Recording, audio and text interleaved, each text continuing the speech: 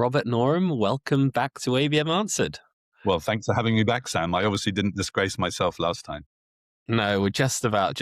You were so good. We've asked you back for round two, which is great.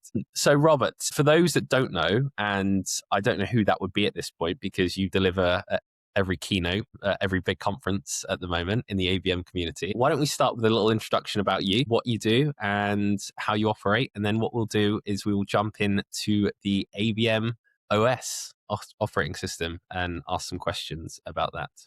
Okay, yeah, sounds good. Thanks, Sam. Well, just by way of a quick intro, Robert Norum, I work as an independent ABM consultant and trainer. I've worked in B2B marketing for over 30 years and specialized in ABM since 2012. I run the ABM Essentials training course for B2B marketing. I've been doing that for the last 7 years. We've had about 1,200 people through that. And now I work as, it's not my job title, by the way, but they call me the ABM and demand strategy expert on Propolis, which is B2B marketing's global community. So I think I said last time, if you cut me in half, you're going to find ABM, about my person somewhere. And certainly it's my primary focus in business life.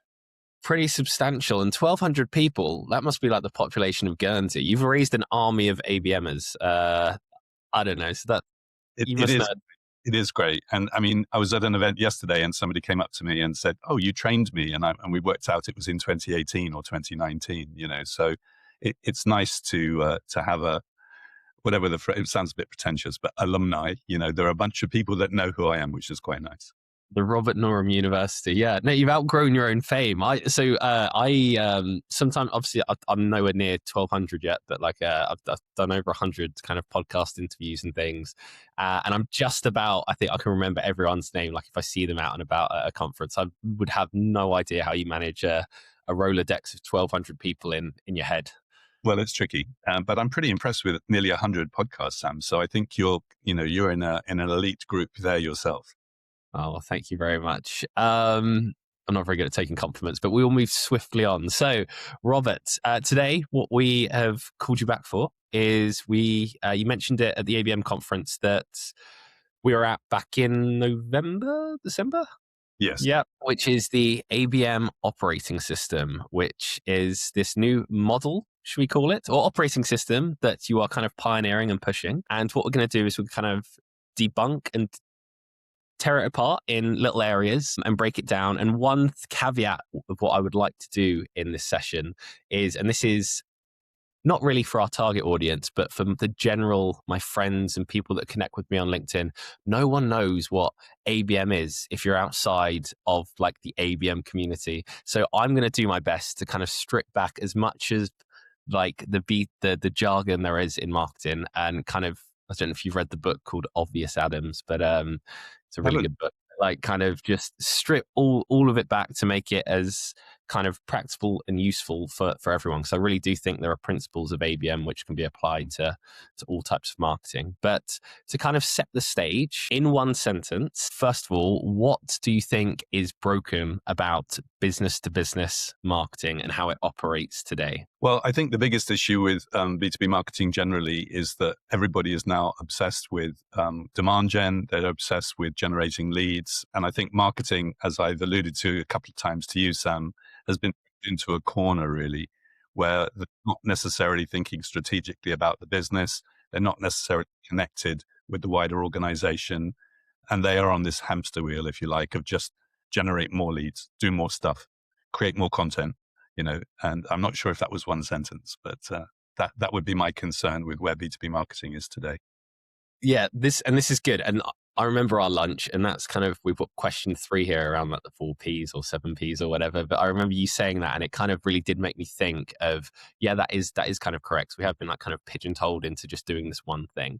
On the another question following on from that, and it's something that I've heard a few times that you say, and I think it's Sixth Sense or Kerry Cunningham, where it comes from, is that 70% of the buying decision happens before a vendor has engaged with you, right? And the vendor that's in pole position, I think on that webinar you mentioned, wins 81% of the time. Now, unlike a lot of people, I don't really like a stat because I feel like stats can be skewed. But if you apply common sense, you can definitely see that happening in every walk of your life. Why do you think, if that's the case, marketing is still kind of pigeonholed into that leads, just generating leads for sales to chase? Well, I think, first of all, it's fundamentally the wrong place for marketing to play. And I think it needs to change. And of course, that's what we're going to unpack with the whole operating system concept. But I Yeah. think for whatever reason, sales are seen obviously as the people that go out and make the sale.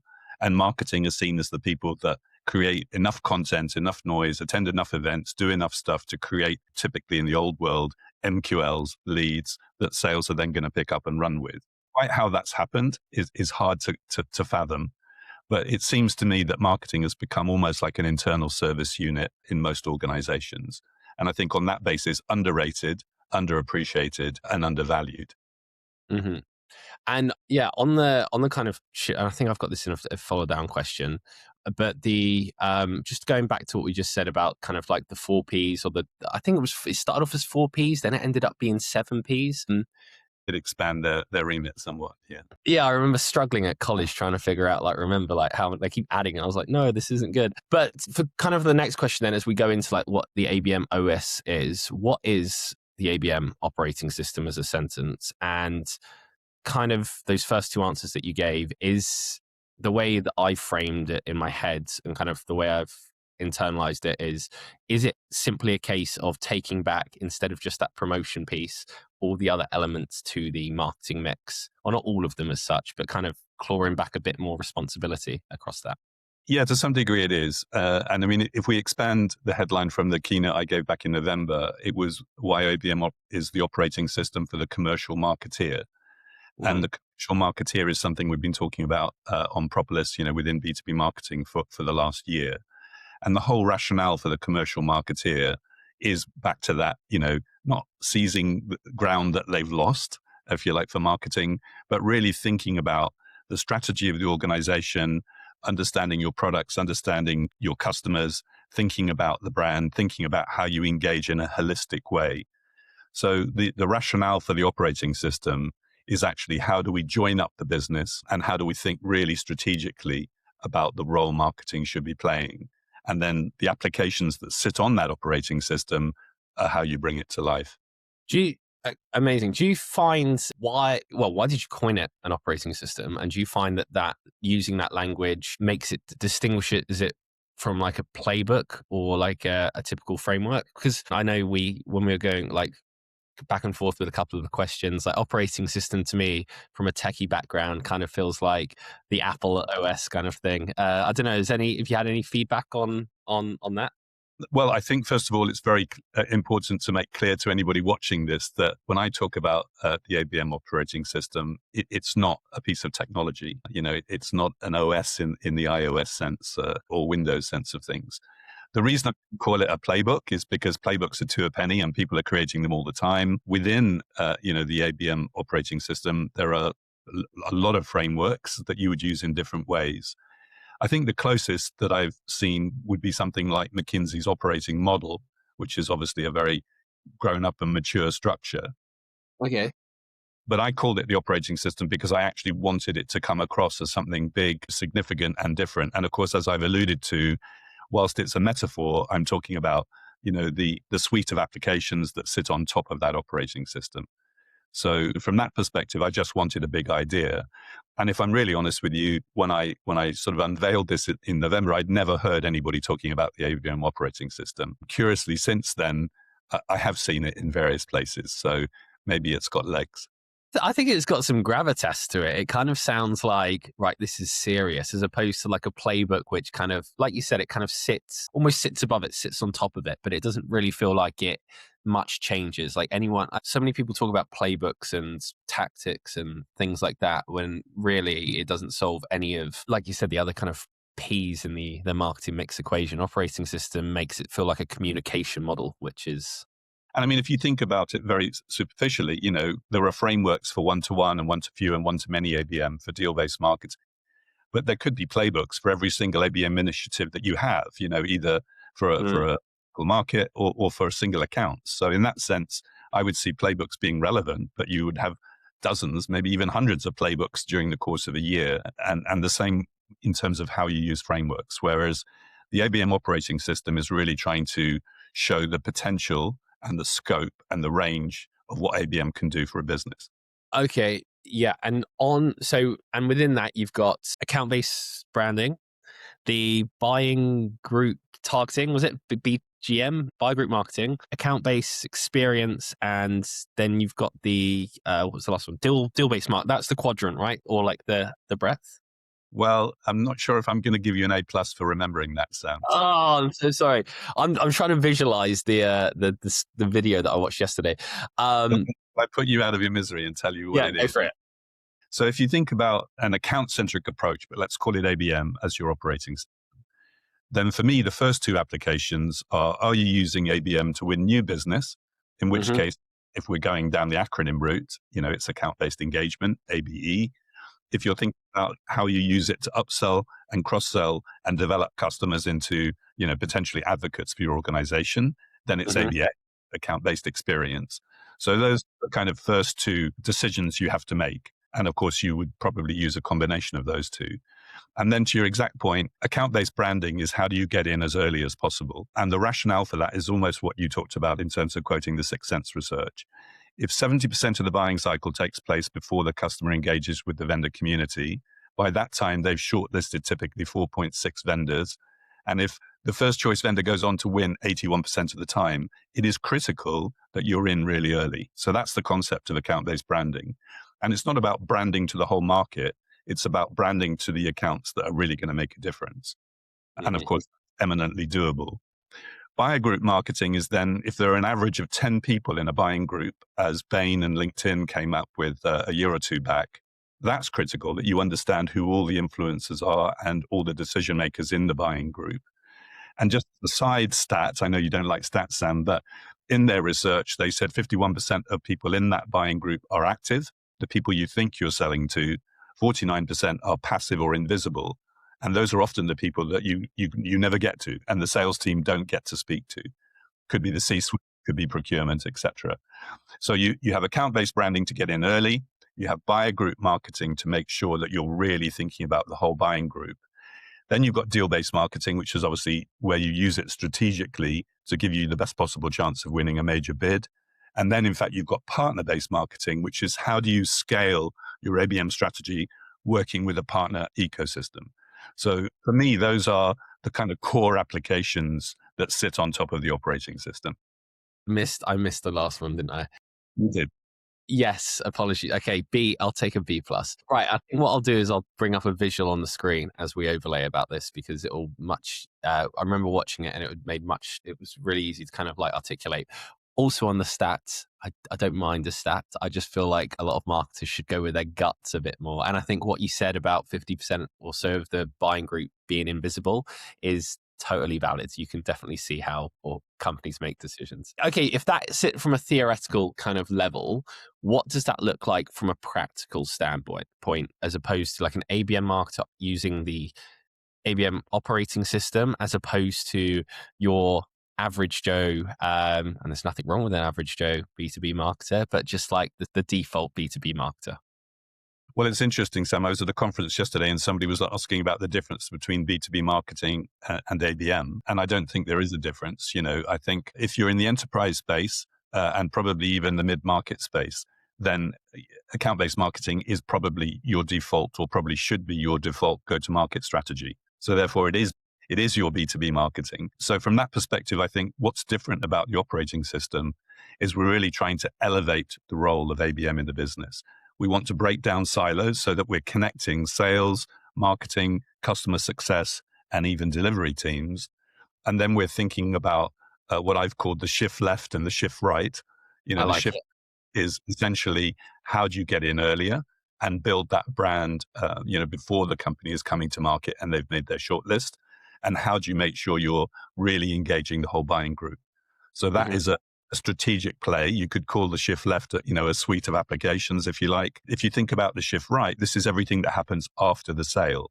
So this starts with onboarding, moves into value realization and making sure people are obviously happy with the experience they're getting and seeing real value. And ultimately, what are you trying to do? You're trying to build long-term trusted relationships with your customers where when it comes to a renewal, it's a no-brainer. They're going to stick with you. And of course, there should be opportunities to expand your footprint in that account. Ultimately, the shift right is how do you create advocates for your business where they would actually give you video testimonials, come to your conferences, speak on your podcasts, and in a perfect world, even act as referral agents, where they would give a reference to a potential new customer for the organization. Mhm. So if you think about it in that context, I'm talking about the whole customer lifecycle, and I'm talking about using ABM to connect your business to make sure that you put the customer at the center of everything. And there is a common language, a common set of goals and KPIs, if you like, that connect all those different teams together. Right. I think that's also very underrated, especially now. I think there's definitely some clients that we work with now that have also gone from less about hunting net new and realized that because of AI, it's disrupted their business models a lot. So, um, specifically without naming names, any company that used to sell like data and things like that has just been torn apart by like Claude and ChatGPT. It's so accessible that they're like trying to retrain their whole sales team to purely look at that expansion piece. And these are like account execs, like on the sales front as well, and marketing that have only ever been basically running discovery for like inbound traffic, but now like their inbound traffic's dropped by 80%. They've got no choice but to, kind of, as you say, kind of either get in front of the curve or focus purely on expansion. Yeah. On, sorry. And a couple of thoughts, if it's helpful, Sam. I Yeah. think the LLM play is obviously critical. And Mm, actually talking to somebody yesterday, and they said, maybe there's actually another application of how do you engage LLMs in that shift left space. And I think that is part of that account branding, if you like, or account-based branding, which is how do you make sure you're being found early. But intriguingly, in the training I run, I quote a whole bunch of big name consultancies who were coming up with stuff literally 3-4 years ago. mm, Frost and Sullivan back in 2021 brought out a report saying 81% of B2B customers want to self-serve. Astonishingly, Harvard Business Review back in 2022 talked about 6% total buying time for complex solutions spent with sales reps. So sales have been disintermediated for yeah. some time. And what hasn't happened, I think, is marketing stepping up to the plate to realize there's actually, a vacuum there that needs to be filled. And it needs to be filled with smart, intelligent marketing, to named accounts and obviously to named individuals within those accounts. And that, of course, it should be music to the ears of sales. Whether it is often a question. Which then also comes back to like the overarching theme here of what the ABM OS is, which is moving in a way. They're doing an uno reverso where, yeah, they are coming from the back office to the front office now, carrying more of the responsibility, and sales are there just to kind of do the little, yeah, check. We have a human kind of in the loop. In an maybe not, I don't also want to downplay sales, very tough job, but yes. Yeah, I wouldn't diminish sales role to that level by any stretch. I think sales still have a critical role to play, but I think the role of marketing and the role of account-centric strategy, it has a much bigger role than most companies have worked out today, which is why I'm on this evangelism trail, if you like, talking Yeah. about account-based marketing and the operating system. Kind of, if you saw it like an Olympic relay race, we've gone from marketing being runner one and then sales being 2, 3, 4 to basically marketing being 1, 2, 3, and then sales bringing it home for the last stretch, maybe 4. I don't know. That's like where my visual kind of brain went with that. Well, I'll tell you where my visual goes with that is marketing are on the first leg of the relay, sales are on the second, customer success are on the third, and delivery teams are on the fourth. Or maybe you'd swap 3 and 4, but it's a team sport and it's a relay race. And I definitely don't think it's sales having 3 legs of the relay or marketing having 3 legs. I think it has to be a collaboration. Now, it doesn't necessarily mean you hand the baton over and marketing just stop after the first leg, because Sure. obviously we all know it's a complex world out there and it's a complex sales cycle. So the likelihood is that marketing would be involved all the way through that in a strategic play to a major account. And last question on that then, before we like dive into kind of that a bit further, who owns it? Who is the who is the one spearheading this? Who is responsible? Is ABM teams are notoriously quite small, I find, unless you're in a huge company. But even then, like quite small. Do you have? Is there like someone if they were listening to this going, "Oh, that's me. I need to step up," or is it like, "Oh, I need to go talk to the CEO"? Is it like how high or how low does it go? Well, I think if this is adopted as a company-wide strategy, you need to go to the top of the organization. Um, I'm definitely not a big fan of sort of siloed ABM teams. You hear the term ABMer. I think you might have ABMers on really major accounts that are worth potentially multiple millions, where you have a dedicated marketing head on a single account or a small number of accounts. But I think to answer your question, Sam, I would say the CMO is probably the person that owns the initial stage, which is recognizing that this is a really smart thing to do. But I don't think it can stop there. There's no way this is going to fly without the chief revenue officer buying into it, getting it, and wanting it. And I think in an ideal world, you take this right to the top of the organization, because quite often you're going to have to restructure the organization in terms of what people do and how they do it. Um, and expectations. I've heard ABM talked about as a change management program, and that's definitely not an ABM team that are going to be able to, if you like, force that to happen across the organization. So, Hmm. from my perspective, I mean, even going back to 101, in my training and the advice I give, the first thing is define the role of ABM in your business and how you're going to talk about it. You may not Hmm. even choose to call it ABM. Account-based marketing is a loaded term. It does suggest marketing are doing it all. But however you define it, create a really crisp definition that you can get behind and you can articulate in a really compelling way, and then take it to your leadership team. And the Right. first might be the CMO, followed by Hmm. the CRO. But if you can take it up to the board or your investors, even better. Right. And you've kind of answered my next question, which is basically what behavior has to change and kind of what like approach needs to change to kind of get this going and underway. The question on that as well, and you kind of also answered it by getting the top involved and pushing it from a top down approach. But I've started speaking to, I'm not going to name companies, but also a lot of like account execs or mids, market VPs, sales on the sales side. And on camera, they tell me that, oh yeah, marketing great, all this sort of stuff. But like the reality off camera, like when we're not recording, they're like sometimes like marketing get in the way. They tell us how to do the job. They're not like the stuff they're creating isn't like useful. And that's not always the case, right? And I'm really not trying to be controversial here. I'm just kind of giving the reality of what I hear and do. How does an ABM lead or like the CMO, for example, once they've got the CRO on board, earn sales' respect as opposed to just being like it's basically all right. Let's condense that question. Sales and marketing alignment. How do you get sales on board with this at like a team level as opposed to just the top? Well, I think you start with that crisp definition. I think you get leadership on board and then you take it to sales. Hmm. So by that point, you should have exec sponsorship to say this is a smart thing to be doing. In terms of how you engage sales, I think it's about being really well informed.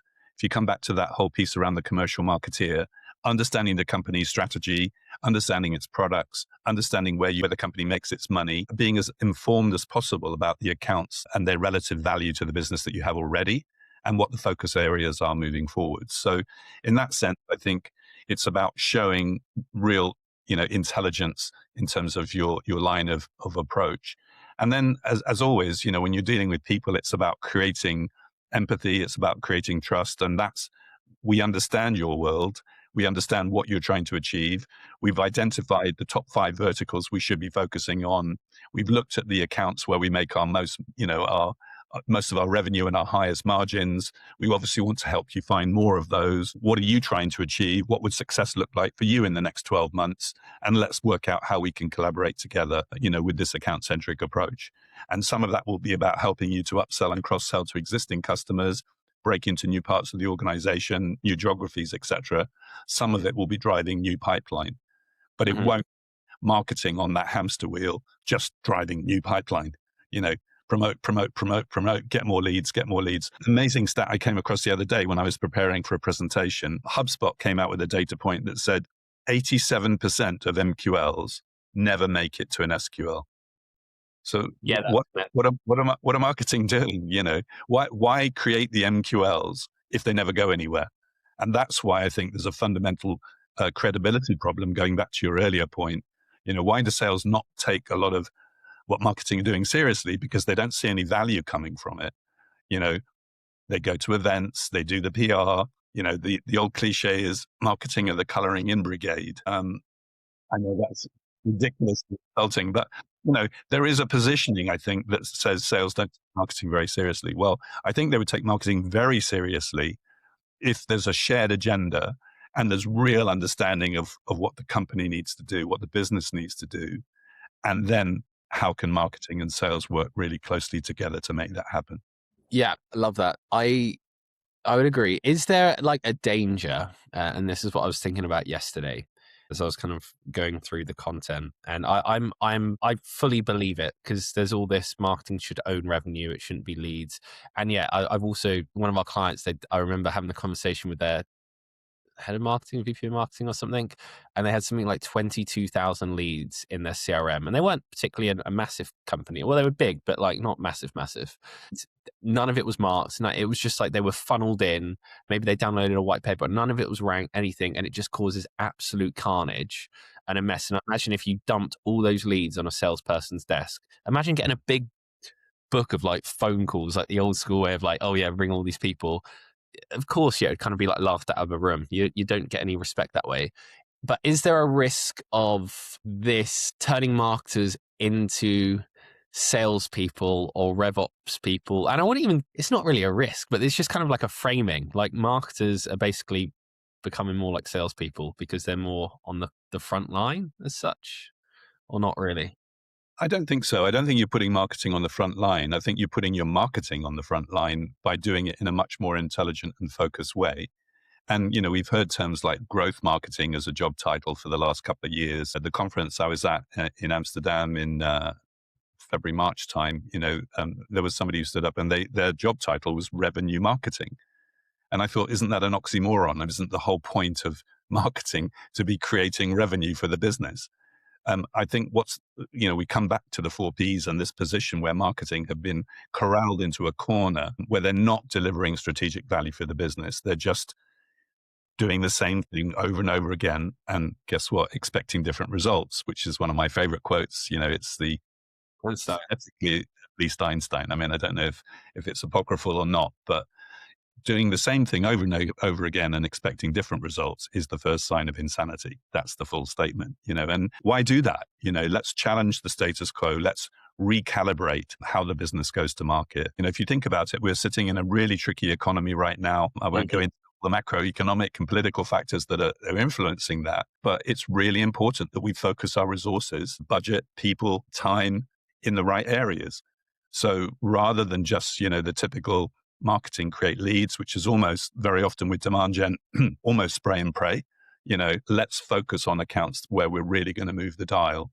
And let's agree which accounts those are with sales before we even start. So then there's no debate of this, is this an MQL or an SQL? This is one of the target accounts we agreed we were going after. We've identified the entire buying group. We're seeing engagement. Now it's time for a BDR to pick up the phone and move it along, the sales cycle. And bring it home. Well, the AE to bring it at home. least start to warm it up anyway. Yeah. Yeah. What are the other dangers then with this? So in theory is a wonderful thing, right? Not always how it plays out. It sounds like great. Where have you seen this like break down? Or if someone so they went on your course and everything, I'm sure you would point this out there and then and kind of personalize it to each organization. But are there any common themes and trends of where this like inherently breaks down? Maybe they don't give it enough time or... Yeah. Well, if we park the operating system concept for a second, because it is relatively new and I don't have, a truckload of data points on where that breaks down, and we can try and unpack that in a second if you like. But if you think about ABM more generally, I think ABM more generally breaks down because there hasn't been a clear definition of what it is, and everybody's running around saying, let's do ABM, but they all have different conceptions of what it is. Then I think that ABM breaks down because the leadership team haven't got it, don't buy into it, don't see it as critical to the organization. And of course, the most common area where ABM breaks down is when sales and marketing aren't aligned. And even though sales might sort of step up to the plate and say, yes, we want to play at the beginning, they kind of lose interest quite quickly when they're not seeing anything turning up to help them make their quarterly numbers. And knowing that ABM is typically a long-term strategic play, it's not easy to turn ABM on and say, you're going to see results in 90 days, So I think that those are the historical areas. If I think about the ABM operating system and everything I've been talking about over the last, 4 or 5 months on this, I think the biggest single challenge is having the ambition, from a marketing point of view, to genuinely transform the business and moving from ambition into actually having the courage to go and have the right conversations with people at the top of the organization to say, what we're doing isn't working. We need to do things in a smarter way. And everything I've said to you, hopefully, about the ABM operating system is saying, we have to break down silos. We have to create a consistent story for our prospects and customers. We have to focus in the right areas. Mm-hmm. We have to work together in a consistent way. We should have the same KPIs. We should be working to the same goals. And if you do that, then I think you move from a dysfunctional, siloed organization to a much more streamlined organization, which is going to be, give you a much better chance of winning. And it's going to give the customer a much better experience. And that's really where I'm going from, with this. So I guess the ABM operating system is a big idea, so probably in that sense, it could be a scary idea if people haven't thought of it before. But I think the upside from a business perspective, if you can get to the right people in the organization to engage them, is potentially enormous. Agreed. I'm all for ambitious ideas. And as I said, it all logically makes a lot of sense. But yeah, thinking about having to navigate those conversations internally, it probably does take some courage because you kind of bet in quite a lot on it. But I think it's something that, as you said, where just needs to be done. Something needs to change. The whole gets a bit repetitive at conferences, doesn't it? That we hear kind of the same things again and again and again. So maybe this is what solves it. I think this is different, yeah. And I mean, to give you a couple of sort of data points, again, hopefully I'm sounding like king of data because that's not really my MO either. But Joel Harrison, who I know you know, editor of B2B Marketing and now the B2B Catalyst, he published something just literally this week talking about the cascade to chaos. And chaos is clearly a world that we're living in right now for all kinds of big picture issues going on in the world. And I think that there's a huge amount of pressure on marketing. There's a huge amount of pressure on probably anybody in business, but marketing, I think, have historically been on the back foot for a while. It's no secret that marketing teams have been seeing redundancies on a global basis. They've been seeing their budgets being constricted. And in his article, Joel quotes TMP, who've just done a big piece of research across 1,000 B2B decision makers globally. And if you can credit this, 75% of them fess up to the fact they're not sleeping well at the moment. Well, that's a lot of people. I think everybody is already under pressure and everybody is already feeling the pain. The question is, what do you do about it? Do you just keep doing the same old and hope for the best? Do you keep your head down and hope in a year or two's time things get better? Or do you actually challenge the business to say, we have a better way of doing things? And the better way of doing things is what I'm talking about, with the ABM operating system. And the more I think about it, yes, it's ABM and yes, it's the operating system. And yes, that's where I focus. But it is really business transformation. It's about what do we do to make our business as a whole more successful? And how do we align all the key customer facing teams so that it's a consistent go-to-market? Yeah. This chat's been really interesting because also you mentioned change management earlier as well. I know you said it's not 100% that, but you're right. And maybe actually we bring you back for episode 3 where you do talk about the macro state of the world because you're very clued up. But that really does affect things, right? And it's this is almost, or the ABM operating system could almost be like the golden ticket in Charlie and the Chocolate Factory that you need to kind of get on top of things and finally be able to keep up with everything that's changing quickly, to be able to mobilize quickly and to be relevant for all the accounts. So I think this is a perfect time to introduce this. I'm conscious that, hey, I'm trying to pick holes in it because, the older I've got, the more Cynical you cynical, are. but not, yeah, but not. I'm still delusionally optimistic as well. But tell me, and you said it, you mentioned it's early days, which is totally fine. But so maybe like fictionally, Monday morning, what does good look like, right? Sales and marketing run their stand up. The CRO has been bought into the idea. The CMO is leading the charge. It's all down to the ABM team. They've brought everyone together. What does that sales and marketing stand up look like come Monday morning with this new development? That's an interesting question. I'm not sure I got a fantastic answer for you, Sam, but I would say the first thing is it's not the ABM team, you know, it's the organization. And the very fact sales and marketing are having a Monday morning stand up is probably transformation in a lot of companies. So Yeah, from that perspective, I guess what I'd like to see is sales, marketing, customer success, and maybe even somebody from the delivery team aspect having a yeah, stand to say, okay, what have we won? How are we doing with existing customers? Are there any chance of customers becoming lapsed? Who's going to be taking on which actions from this meeting?